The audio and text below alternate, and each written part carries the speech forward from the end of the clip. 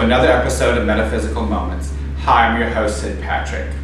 Today we're going to interview Reverend Mychael Shane. He is a trans-physical phenomena medium. Stay tuned, and he'll be with us just after this short commercial break. Thank you.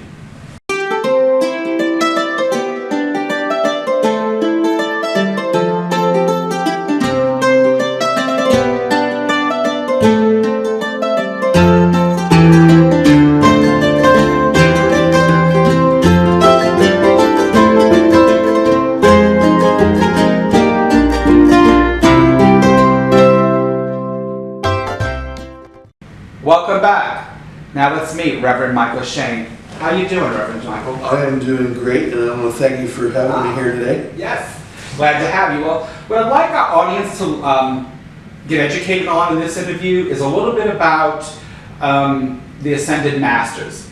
So we know that you work with the Ascended Masters to produce physical phenomena. But before we get into the physical phenomena aspect, I want to first talk about how you work with these masters and what can people do to maybe enrich their lives by utilizing the masters? Well, first off, they don't necessarily work with one or two people in this world. They work with all of us. Sometimes we don't have the memory or the consciousness vibrations to connect to who they are on a conscious physical level, but internally they're working with us. They choose, like that concept of when the student's ready, the master will appear. They choose individuals prior to being born that are going to work with them on a physical level throughout their life. And in my case, that was the situation that took place in regards to a prophecy that was made about my birth to my family. All right. So if someone wanted to learn a little bit about the Ascended Masters that you work with, how would they look at? Is there a book? Is there something they can read to help them educate them a little bit about it? There are some books, and we have that wonderful thing called the internet. Yes. You can go to the internet and put in Ascended Masters in Google, and you'll get some websites and things there. But there's also books that were around long before the internet, one of which is called The Life and Teachings of the Masters of the Far East by Beard T. Spalding. And these are a series of 6 books. It's based on an expedition that went into the Himalaya Mountains, where Master Email appeared to them in a physical form and started talking to them about this place and these teachings, and they went into Shambhala. Not all of the expedition people did get to go in, but there were a couple that were able to go in. And they described this beautiful physical structure that had the ability to go in and out on a kind of a vortex interdimensional level. So the other book, because really when the Ascended Masters became known to us in the New World, was a lady by the name of Madame Helena Blavatsky. Master Katumi, El Morya, and Saint Germain appeared to her when she was a very young child in her teenage years, and she had the ability to be a trans-physical phenomena medium. Just for the sake of the audience, we can consider this as a trans-physical medium because it's something that's occurring, that's in motion, that's moving, that's not normal in the aspect of the laws of human existence. So there's a book that she put together called The Secret Doctrine from the Theosophical Society. That would also be a book that would be good for them to read. And the Urantia book is a good book for them to read, although they need to prepare themselves, because the book was designed to stir your pot. Okay. And it has stirred every pot that I've ever heard ever read it. Very good. So how, if the normal average daily person wanted to get in touch with the Ascended Masters, and how would they go about doing it? How do people connect to them? Like just the average guy, not a medium. How would like an average on the street person connect with their Ascended Masters and try to get that higher knowledge of that better way of living? By themselves, they would meditate. Okay. It's best to meditate in a quiet, secure location. using a Holy of Holies, which is what we call a seance cabinet. And you sit in the cabinet. You don't have to sit in a yogi position, just sit comfortably. And you would meditate on the violet flame, creating it in your heart, not in your mind, because the mind is only designed to see and experience this third dimensional illusion. So you want to open up the heart and bring through the violet flame, and you bring it in and you start to illuminate it throughout your body.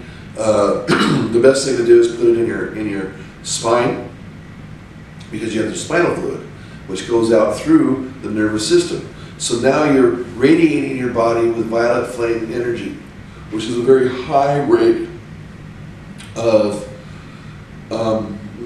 spiritual energy from Saint Germain. At that particular point, Saint Germain will tend to appear first by voice, then by touch, and then all of a sudden he's there.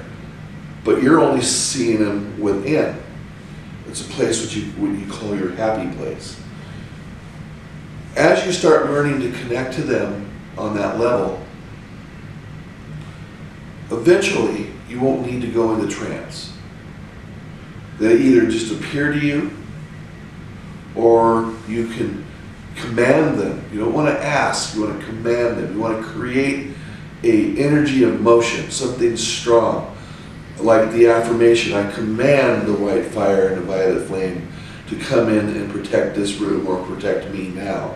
Or I command that the vibration of the beloved Saint Germain come forth to educate and to help me in this life now. Something like that. And so they will usually come, but it does take practice, and it does take some time to get through it and to do it right. And like I said earlier, the masters are not just working with one person to spread the word, or two or three. They're working with all of us. But we are interdimensional beings. There's many facets and levels of consciousness in you, in me, and everyone on this planet that they're communicating to on a constant basis. Well, with saying that, I want to explain to my people, my audience, a little bit about what is a medium's cabinet. So a medium's cabinet is an area, and every house has one, which they don't likely to understand. Your shower is considered a place because it's enclosed. Like we use a shower, some people use a shower, but I don't recommend using a shower for this because you might drown.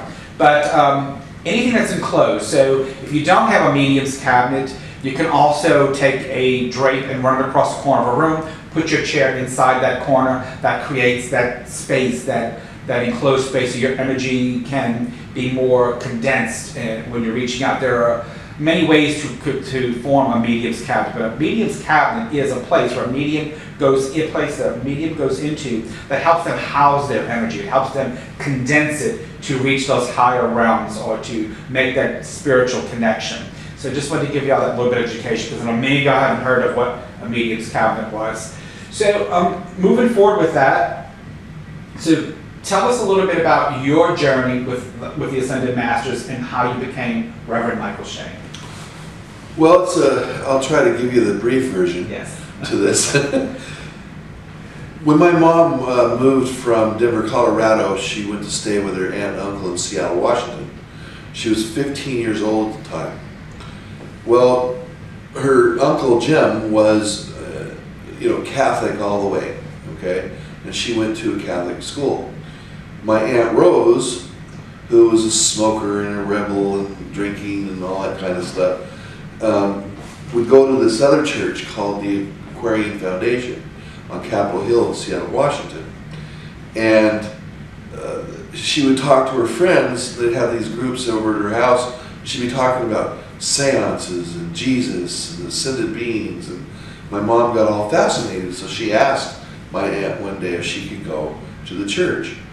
Well, it just so happened that particular evening there was going to be a seance. And she went to it, and in the seance, an entity claiming to be Master Jesus came through, fully physically materialized and illuminated, and told her, my grandmother, and 100 other people in the room that she was going to give birth to a baby boy July 4th, 1963 at 11:59 a.m. Well, I was born July 2nd, 1963 at 11:59 a.m. And they told her that I would have all of this ability that this medium, Reverend Reinhardt, had, and or similar and some different abilities, because the master's belief is there has to be a difference in every modality.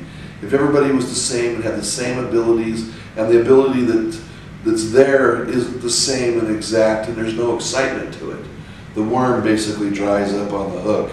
You can understand that. Yes. So I was raised for the first almost 7 years of my life in this church. It was very beautiful, very loving vibration. It got to the point to where the church became too small. People were camping out in the yard just to get close to this guru vibration of Reinhardt, and to see these beings and the excitement. And there was master lessons and teachings and master classes and mystery schools and all this stuff available at this place, and I was in the middle of all that. And when there was a falling out around the time of my 7th birthday, and I ended up not going back to that church. My grandmother, who was the organizer and bookkeeper and stuff of the church, she left, so that caused me to have to leave, and my mom. It was just a big, real dark time for me. And then I went 20 years, what I call my dark ages, but I value and thank God for those 20 years, in part because when I do my healing work with people, I can relate to them because I've been through what they've been through. So that would be the positive out of that negative. Well, I had tried to settle down, and I'm in my late 20s, and I did everything that I could do to calm down and everything. And some tragedies took place, and then my mom calls me up, because I had actually gone to a treatment center because I was having some difficulties, thinking I was losing my mind and all kinds of things. And Jesus appears to me in the treatment center, and he says to me, all you have to do is focus on that one thing that's important to you. You know what I'm talking about. And I felt this feeling in my heart. That light switch goes on, it's like a duh. You think it's so hard, and then when you get the answer, it's like, oh, are you kidding me? That's it? And so I had this feeling of absolute peace. Well, 2 days later, I left the hospital, and I'm sitting at my house. My mom calls me up, and she says, "Do you remember Reverend Bailey?" And I go, "Yeah." She said, "Yeah, well, they're here staying with me for the weekend. They'd like to see you." Well, I tried to get out of it. I didn't want to go all the way out to where my mom lived, and I was still kind of, recuperating from the treatment center, and I couldn't think of an excuse. So I ended up going out there, and that led me to move to California, which I did. Hardest decision I ever made in my life. I go down there, and boy, there was obstacles. The person who was going to let me stay in his trailer electrocuted himself a few days before I was to leave to go down there. Well, Reverend Bailey and his wife took me in, and he introduced me to his congregation at his spiritualist church he had, and he helped me through a lot of knowledge. The man was a walking, talking encyclopedia of the masters and the spiritual lessons and things. And I worked with him for 5 years. He tried to help me open up my mediumship, but obviously we could tell that he really didn't quite know what he was doing. So the masters came in, Saint Germain, Katumi, El Morya, and Master Jesus. Every once in a while Buddha would show up astrally, not in a physical form, and train me in my mediumship. Then tappings on the walls, the trumpet came out, and you could explain to them what the trumpet is. Started rapping, 1 rap for yes, 2 raps for no, 3 raps for maybe, I don't know. And then I started apporting out of the trumpet, where they would create a kind of a semi-vortex out of ectoplasm, and objects would come out of the trumpet onto the floor. What they used the trumpets for is to create a pseudopod, which is an etheric ectoplasmic energy that solidifies in the shape of a voice box inside the trumpet, so the spirit can communicate through it. Okay? Well, they can do the same thing with breaking through the apport. They also can bring ectoplasm cords onto the floor, creating a pool of ectoplasm. Okay, and it smells like a damp, wet bear, if you ever had that experience. And this figure will just start to come up, and then they'll look like a human being. But when you go, they feel like a human being. I don't know of any pulse that occurs, but there was a scientist back in the 60s who asked Reverend Reinhardt if, he was the medium, but Jesus, who had materialized, if he could cut a corner of his robe. So Jesus gave him the permission, so he did. And he put it in a Gerber baby jar and put it in his you call those things the briefcase. The next day, he takes it to his laboratory, takes it out, opens it up, takes his little tongs, put it in there, and he watched it disappear right in front of him. He couldn't study it because when the light hits the ectoplasm, it dissipates. And so, but it looked physical, you know. And so I went through that study, and I was told that it would be best for me to become a minister, and to go and get a degree in religion and stuff, and so I did all these things, associate's degree, but it's, you know, nothing worth mentioning. And then the masters would come to me every night, sure enough, at 3 o'clock in the morning, Okay. and work with me until whenever, and then I would sleep until 4 in the afternoon. I understand that.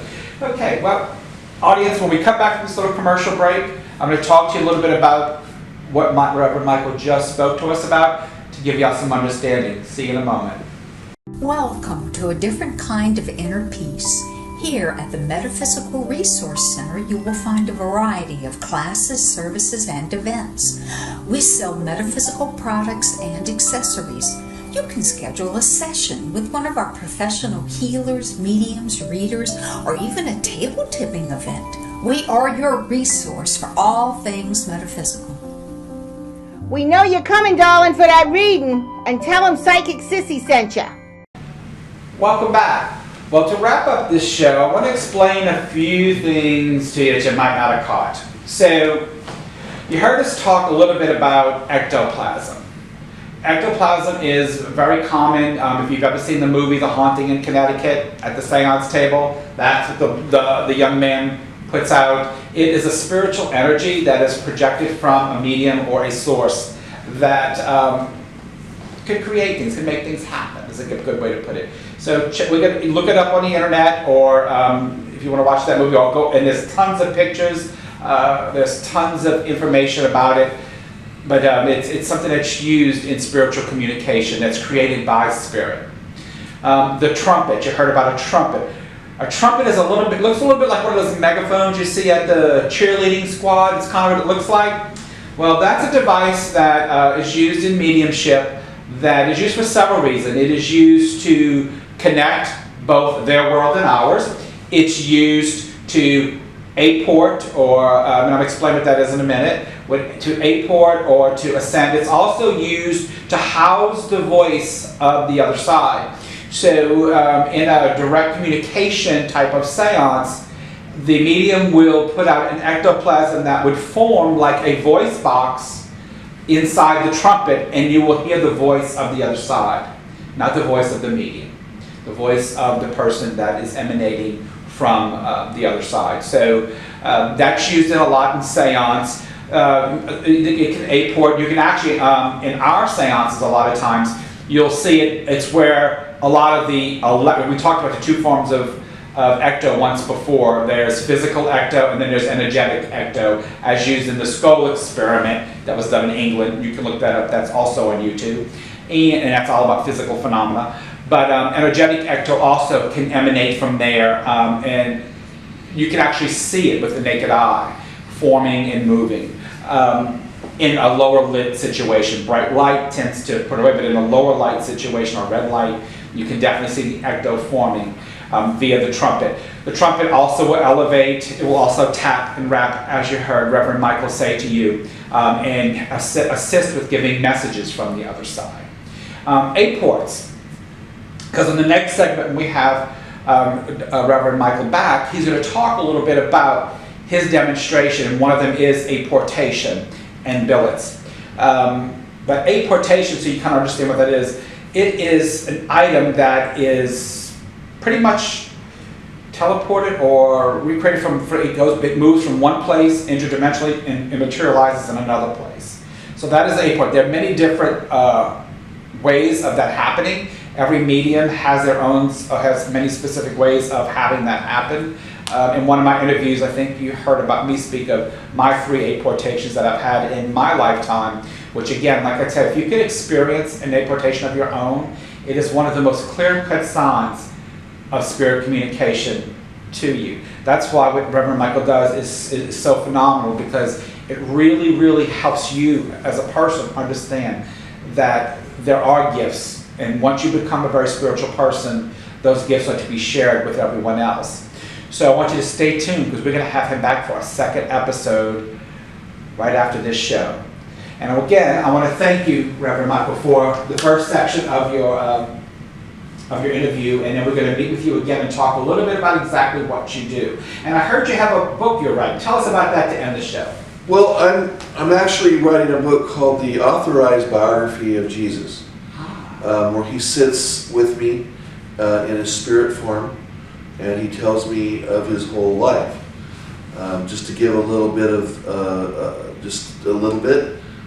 he was a little bit of a troublemaker and a rebel when he was a little boy. Pretty much throughout his life, he stirred people's pots. In one incident where he got angry, this is depicted in the Bible, and he started throwing the money changers around, throwing their money on the ground and stuff, because they were using the temple for that. But he told me something that I thought was very interesting, and that is that Judas was not a bad guy in this situation, that he was asked by Jesus to let Nicodemus know where he was so that the Jews could come and get him and take him in, because he knew that this was what he was supposed to come into this life to do. And Judas did not want to do it, but he followed his master's request, and so he agreed. And so the 30 pieces of silver, which was supposed to be given to the starving children, they found him, Jesus' followers, you call them the disciples, which basically means students. A couple of them found him and captured him and hung him, and leaving the silver coins laying below his body. In the Bible it says that he hung himself out of guilt. But in this story he tells me that wasn't necessarily what took place, that he asked Judas to do that. Very interesting. Well, we're going to post a little bit about that at the end of the show as well. But I did want to say something in regards to the Ascended Masters. Yes. They came here, 40,000 years ago, when Son of Kamara came and saw that the entities on this planet had what he believed to be a God spark. And so he knew that we had potential. So he was kind of like a Q, like on Star Trek, a benevolent soul going around the universe with snapping his fingers, He went back to his world, or whatever you want to call it, and told the people there what he found and what he was going to do. He actually gave up his ascension to come here as a human being to help us connect to the true nature of our existence. In doing so, entities like Maitreya, son of Kumara, he was the first one, Maitreya, Sananda, who was actually Jesus. Jesus was already an ascended being before he became Jesus. He was Sananda. Kutumio Moria, Saint Germain, the man who never dies, and on, Buddha, Kuan Yin, and yes, there are Lady Masters, Lady Rasha, Lady Nada, who's my spirit guide. You have Lady Portia, who's Saint Germain's soulmate. Mother Mary, Mary Magdalene, who was married to Jesus in that lifetime. Just a lot of different masters. They came here. Some of them were already part of the original 144,000, but others were like, us, or who wanted to continue the teachings and lift their level of consciousness. And then also the angelic realm. Some of them came down here and gave up their ascension to experience what the physical means, because this is a unique vibration. So I just wanted to briefly say that there's more and more and more. There's really not enough time in a few minutes to discuss it all. Well, again, thank you for joining us. We're going to have you right back in just a moment to talk a little bit about the phenomena you create. So you better stay tuned for that, because that's going to be a good one. Thank you for joining us again on Metaphysical Moments. Namaste.